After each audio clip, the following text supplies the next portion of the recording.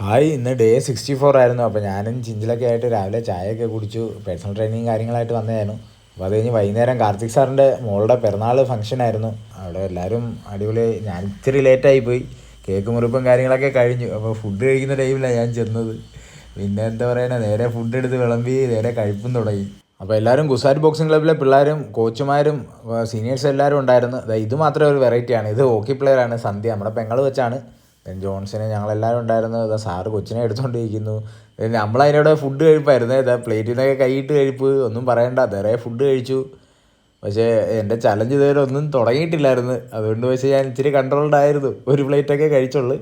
പക്ഷേ 3-4 തവണ നമ്മൾ ഐസ്ക്രീം കഴിച്ചു. അങ്ങനെ അതിൻ്റെ കൂടെ തന്നെ ഫസ്റ്റ് സെറ്റ് പുഷപ്സ് ചെയ്തു. അപ്പോൾ നമ്മളെ സപ്പോർട്ട് ചെയ്ത് നമ്മൾ കൂട്ടുകാരല്ല, സുനീഷ്, ബിനിലി എല്ലാവരും ഉണ്ടായിരുന്നു. ദെൻ സെക്കൻഡ് സെറ്റ് പുഷപ്സ് നമ്മളവിടെ ചെയ്തു.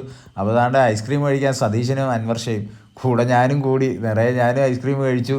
ഒന്നും പറയണ്ട, ഐസ്ക്രീം നിറയെ കഴിച്ചു. എന്നാലും നമ്മൾ വർക്കൗട്ട് കംപ്ലീറ്റ് ചെയ്യണമല്ലോ. തേർഡ് സെറ്റ് പുഷപ്സ് ചെയ്തു, വീണ്ടും ice cream. Then fourth set pushups ചെയ്തു.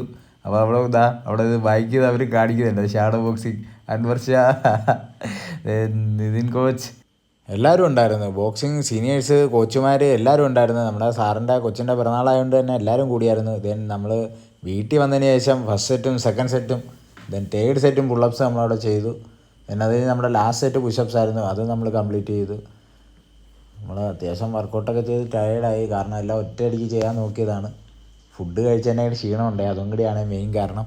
അങ്ങനെ നമ്മൾ ഫോർത്തും ഫിഫ്ത്തും സെറ്റ് പുള്ളപ്സും കംപ്ലീറ്റ് ചെയ്തു. പഞ്ചും ബാഗിപ്പം വീട്ടിനകത്തായതുകൊണ്ട് കുറച്ചുകൂടി നമ്മൾ ചെയ്യാൻ പറ്റുന്നുണ്ട്. മറ്റേത് പുറത്തായിരിക്കും, മഴയൊക്കെ ആകുമ്പോൾ ഇച്ചിരി ബുദ്ധിമുട്ടാണ്. അങ്ങനെ നമ്മൾ 1000 പഞ്ചസും ഫിനിഷ് ചെയ്ത്. എല്ലാവരുടെയും ജീവിതത്തിൽ കൊച്ചു കൊച്ചു സന്തോഷങ്ങൾ ദുഃഖങ്ങൾ എല്ലാം ഉണ്ടാവും. ഒരൊറ്റ ജീവിതമേ ഉള്ളൂ. സോ ഹാപ്പി ആയിട്ടിരിക്കുക, എല്ലാത്തിനും ഫേസ് ചെയ്യുക, സ്റ്റേ ഫിറ്റ്. അപ്പോൾ കൂട്ടുകാരൊക്കെ ശ്രദ്ധിക്കുക, നല്ല രീതിയിൽ വർക്കൗട്ട് ചെയ്യുക, നല്ല രീതിയിൽ ഫുഡ് കഴിക്കുക, നല്ല റെസ്റ്റ് കൊടുക്കുക. അങ്ങനെ നമ്മൾ 50 ബർബീസ് ചെയ്തു. ദെൻ അത് കഴിഞ്ഞ് ഹാൻഡ് സ്റ്റാൻഡ് വാക്കിംഗ് ആണ് 25 മീറ്റർ.